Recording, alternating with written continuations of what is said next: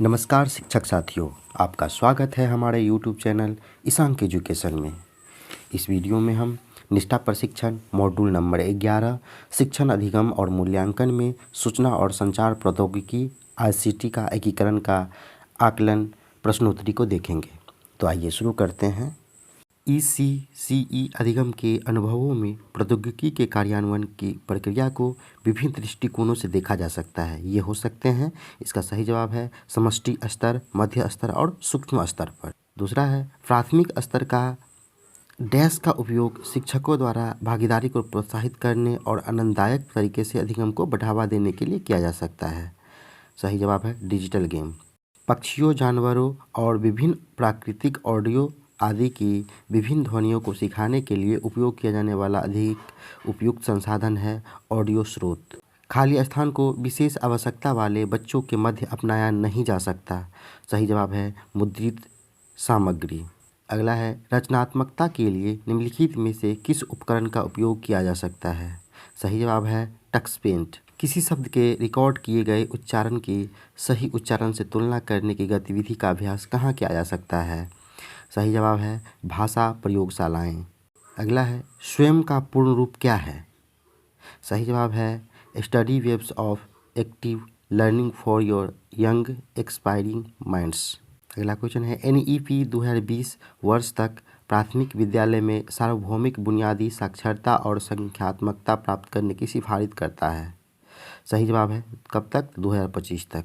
अगला है ऐसे वातावरण का विश्लेषण करता है जिसमें एक ICT सक्षम शिक्षण अधिगम प्रक्रिया संचालित होती है। सही जवाब है संदर्भ। अगला है वास्तविकता वास्तविक दुनिया के वातावरण का एक संवादात्मक अनुभव है जहां वास्तविक दुनिया में स्थित वस्तुओं को कंप्यूटर द्वारा उत्पन्न अवधारणात्मक जानकारी, कभी कभी दृश्य, श्रवण, हैप्टिक, सोमैटोसेंसरी और सूंघने संबंधित सहित कई संवेदी तौर तरीकों द्वारा बढ़ाया जाता है। सही जवाब है संवर्धित। TPACK का अर्थ है। सही जवाब है technology, pedagogy and content knowledge. अगला है यदि कोई स्कूल अपने छात्रों के वास्तविक अध्ययन समय को कम किए बिना दोहरी पाली ड्यूअल शिफ्ट प्रणाली अपनाता है तो उसे क्या कहा जाता है। सही जवाब है क्षमता वृद्धि। टक्स मैथ क्या है। सही जवाब है खेल। अगला है NEP 2020 के केंद्रीय क्षेत्रों में से एक बुनियादी साक्षरता और संख्यात्मकता है जो हमेशा से खाली स्थान का केंद्र था। सही जवाब है पूर्व प्राथमिक और प्राथमिक शिक्षा। अगला है शिक्षार्थी के आयाम जिन्हें ICT का उपयोग करने के लिए समझने की आवश्यकता है, वे क्या है। सही जवाब है जनसांख्यिकी, संज्ञानात्मक, सामाजिक, शारीरिक।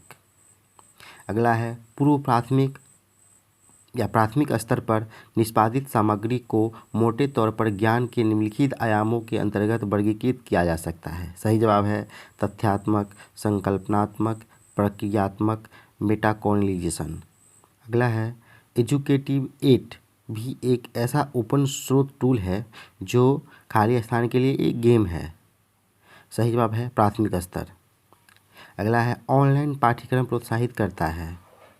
सही जवाब है 1, 2, 4 यानी निजीकृत अधिगम, सेल्फ पेस्ड अधिगम और आजीवन अधिगम। अगला है उपकरणों या मीडिया को एकीकृत करना तभी प्रभावी होता है जब इसका उपयोग सामग्री और शिक्षण अधिगम की विधि के साथ उचित रूप से किया जाता है। सही जवाब है शिक्षा शास्त्र। अगला है कक्षा के वातावरण में खाली स्थान से तात्पर्य शिक्षकों या प्रौद्योगिकीय व्यक्तियों की उपलब्धता, ICT को संभालने में शिक्षक की योग्यता आदि से है। सही जवाब है मानवीय संसाधन। अगला है ICT का अर्थ है। सही जवाब है information and communication technology. MWOC का पूर्ण रूप क्या है। सही जवाब है मैसिव ओपन ऑनलाइन कोर्स। अगला है ICT व्यक्तियों से लेकर समुदायों तक सभी के लिए उनके आर्थिक और सामाजिक कल्याण में सुधार के अवसर प्रदान करता है और समाज में हाशिए पर स्थित लोगों को मुख्यधारा में लाने का हिस्सा है। सही जवाब है सामुदायिक संबंधों में उन्नति। अगला है निम्नलिखित में से किस सॉफ्टवेयर में बच्चा स्टैंड ड्राइंग के माध्यम से अभिव्यक्त कर सकता है। सही जवाब है टक्स पेंट। अगला है ई पाठशाला द्वारा विकसित एक पोर्टल और ऐप है। जवाब है CIET-NCERT। अगला है छात्रों को अधिगम गतिविधियों के लिए प्रेरित करना और प्रामाणिक चुनौतीपूर्ण बहुविषयक और बहुसंवेदी बनाना खाली स्थान का हिस्सा है। सही जवाब है अधिगम की गुणवत्ता वृद्धि। अगला है विजुअलाइजेशन प्रक्रियाओं का समर्थन नहीं करता है जो कक्षा की स्थिति में आसानी से उपलब्ध नहीं है। सही जवाब है मुद्रित सामग्रियों।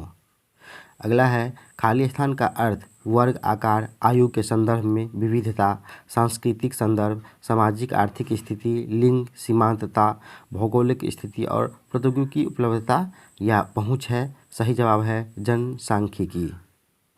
अगला है ICT में तुल्यकालीन के साथ साथ अतुल्यकालीन सीखने के अवसरों की पेशकश करने की क्षमता है जो खाली स्थान में सबसे उपयुक्त है। सही जवाब है जीवन पर्यंत अधिगम बनाए रखना। अगला है शिक्षण अधिगम में ICT एकीकरण का अर्थ है। सही जवाब है 2, 3 और 4, यानी प्रौद्योगिकी का सावधानीपूर्वक उपयोग, आवश्यक उद्देश्यों और अधिगम के परिणामों को प्राप्त करने के साधन के रूप में डिजिटल उपकरणों का उपयोग और शैक्षिक प्रक्रियाओं के लिए प्रौद्योगिकी का निर्बाध उपयोग। अगला है ICT को एकीकृत करते समय विचार किए जाने वाले मापदंड निम्नलिखित है। सही जवाब है सामग्री की प्रकृति, आधारभूत संरचना और मानव संसाधन। अगला है निम्नलिखित में से कौन सा सत्य नहीं है ICT शिक्षण सामग्री को होना चाहिए। सही जवाब है सदैव उच्च भुगतान प्राप्तकर्ता बने रहें। अगला है निम्नलिखित में से किस मीडिया प्लेटफॉर्म का उपयोग प्रक्रियात्मक ज्ञान आयाम में वृद्धि के लिए नहीं किया जा सकता है। सही जवाब है टेक्स्ट यानी पाठ। अगला है बच्चे के संपर्क में आने पर असुरक्षित स्थितियों में आ जाते हैं। सही जवाब है हानिकारक और शोषक साइट। अगला है सूक्ष्म स्तर इंगित करता है। सही जवाब है वास्तविक कक्षा का वह स्तर जहां शिक्षण अधिगम होता है। अगला है टक्स गणित एक गणित सॉफ्टवेयर है। सही जवाब है। अगला है ICT तकनीकी उपकरणों और संसाधनों का एक सेट है जो द्वारा परिभाषित डिजिटल जानकारी का निर्माण, भंडारण और संचालन करता है। सही जवाब है यूनेस्को। अगला है प्रयोगशाला के अनुभव और भौतिक प्रदर्शन परीक्षण की भौतिक ढांचागत चुनौतियों को हल करने में मदद करता है। सही जवाब है आभासी प्रयोगशालाएं।